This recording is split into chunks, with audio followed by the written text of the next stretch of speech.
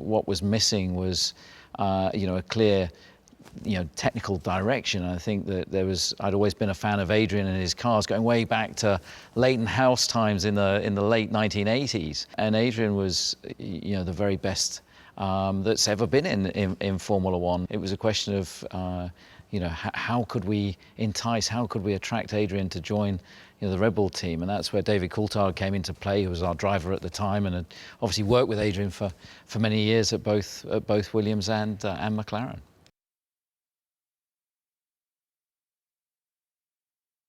The opportunity now with Red Bull to join a team, but still very much a fledgling team, and to be involved with Christian on trying to grow that team with the aspiration to win races. I mean, kind of winning championships seemed a very distant dream at that point, but to try and win races was something that really intrigued me.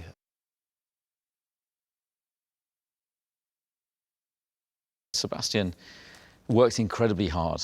He was incredibly dedicated. He was often the last guy in the engineering office at the end of a Friday or Saturday. His debriefs, I mean, it took him half an hour to do the formation lap.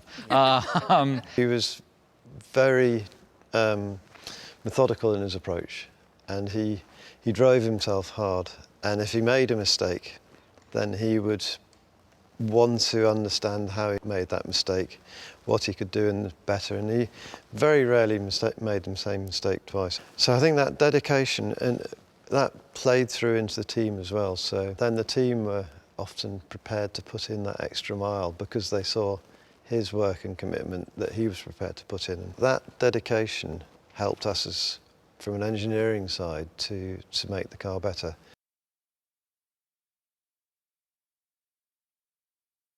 I mean, Adrian is the only bloke that can see air. He lives in the Matrix. He's been the conductor of the technical orchestra for all these years now, and but he's still very hands-on. He's still at his drawing board. I think it's probably the only drawing board in Formula One. I had to argue with Ron Dennis to wrestle it out of McLaren.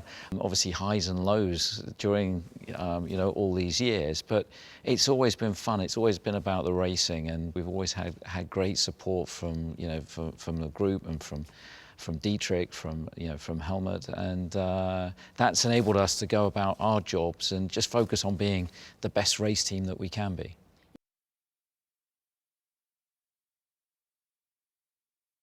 The championships years of 10 to 13 were all with the Renault V8. We had a great relationship with the engineers at Renault. I think it's fair to say they didn't have the most powerful V8, but it was a product that they tailored to suit our car. We have some particular requirements, particularly in the way we used the exhaust, and they were bent over backwards to maximise what we needed from the engine. We then went into the hybrid era, and Renault in the first year, 2014, kind of interpreted the regulations as well as Mercedes. So we were quite a long way behind. And in the first year, you accept that. We all make mistakes. Chassis, engine, new regulations, you can get it right, you can get it wrong. They got it wrong.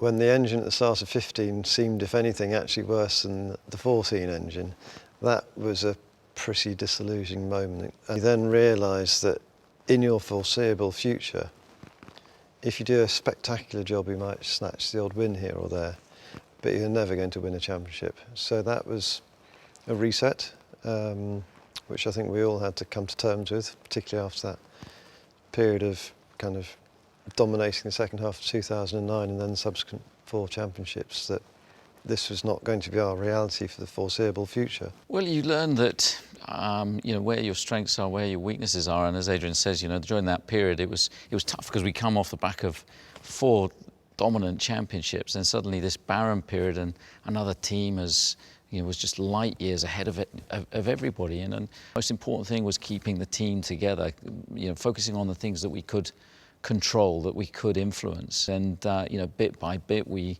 were able to snatch wins, here and there in every season bar one. And it was always a question of, right, okay, we just got to make sure we get get the right power unit, you know, as part of that package. The engine for 19 was a step forward, and we were then able to really start to get the foundations in place for a championship challenge.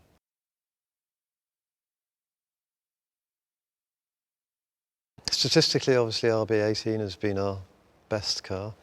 It's a car I think we can be very proud of, in as much as we had a tight championship battle through 21, obviously. So we kept developing the car well into the season. And of course, when you have limited resources, then if you're putting research and development into that car, then that research and development you're not putting into this brand new, very new car for the new regulations, which we knew were coming, obviously.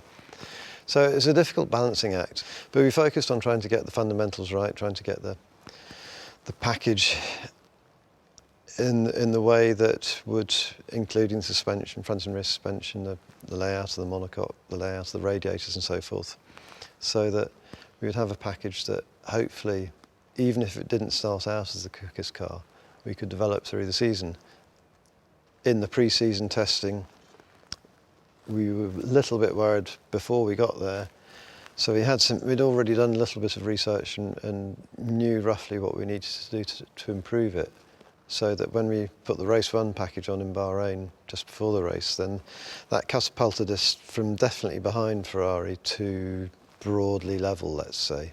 The car definitely had some weaknesses in the first half of the season. We still had some weaknesses, of course, but we reduced those weaknesses, and certainly by the second half, then we had a fully competitive package.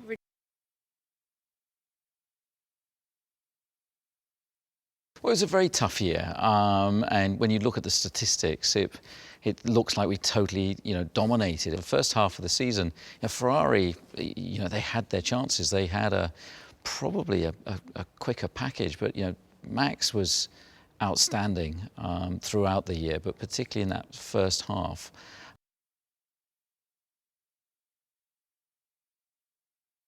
The reduction in wind tunnel testing means we can therefore evaluate less different components, less different ideas.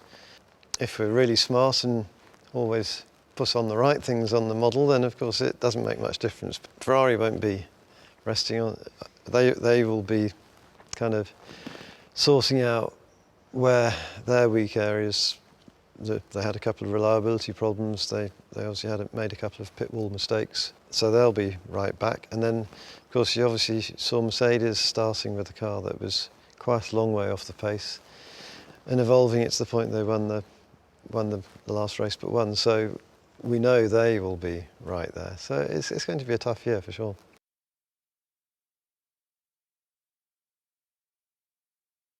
Who would win in a race? I tell you what, Adrian in the classics, he's a pretty mean driver. I mean, he's won some big races at Goodwood. I'm nowhere near as brave as he is. He's fearless.